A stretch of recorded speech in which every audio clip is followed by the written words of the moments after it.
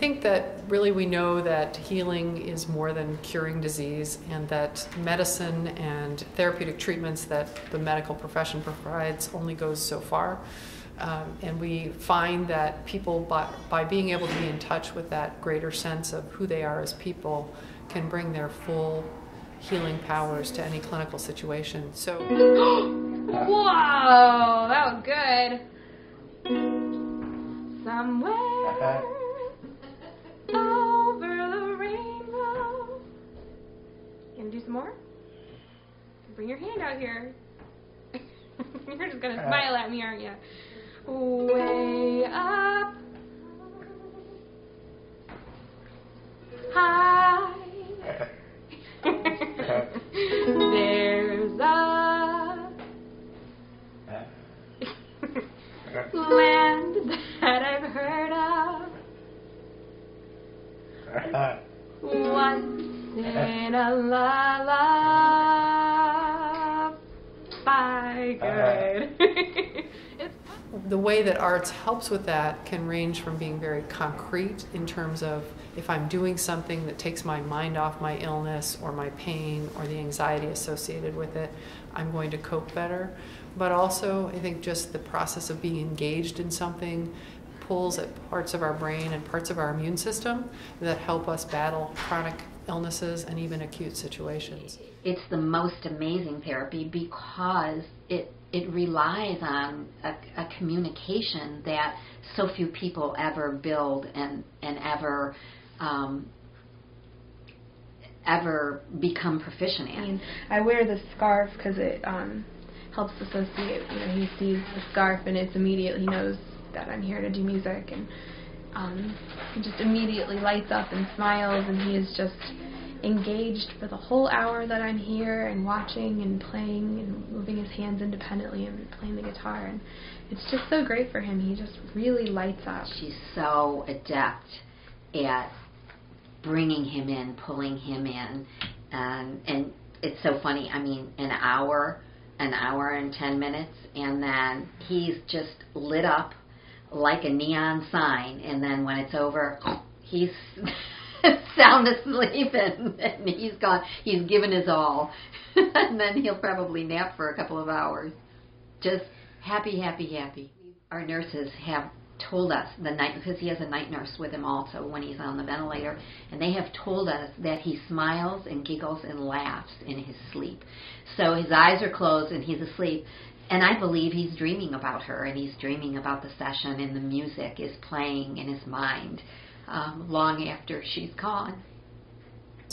It's part of who we are as human beings to be creative, and very often in the medical environment we lose sight of that.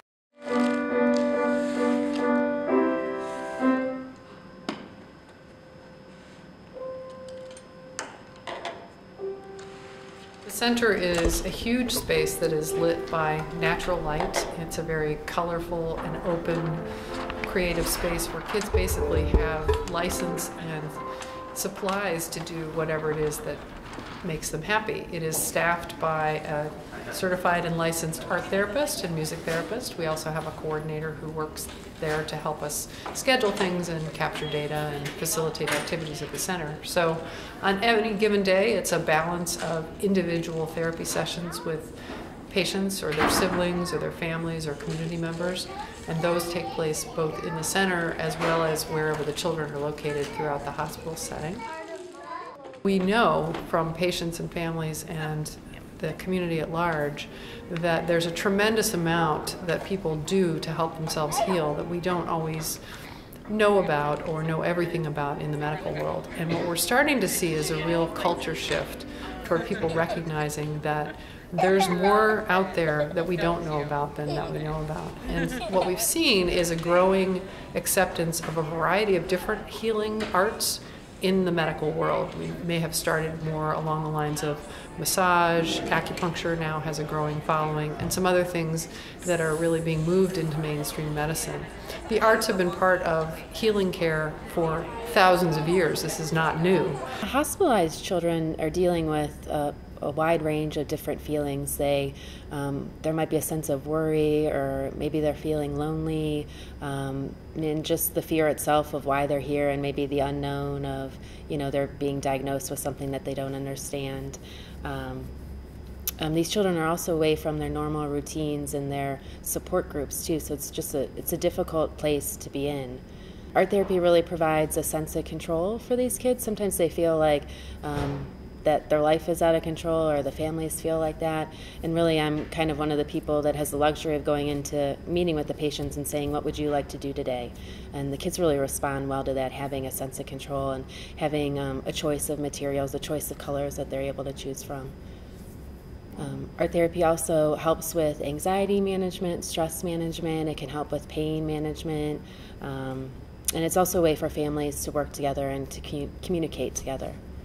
There's really no limit in how this can be helpful. There are certain children for whom it's just not something that they find to be helpful, but that's an extremely small minority. And by being able to offer this variety of therapies and bring it to them, there's really nobody that we can't help through this means. We've had children with every single diagnosis you can think of come and use the center or benefit from its therapies in some way. And I might add, not just them, but their brothers and sisters and their parents, their grandparents, and even friends of theirs as well. Someday I'll wish upon a star and wake up where the clouds are far behind me. You got it. Where troubles melt like lemon drops away above the chimney top.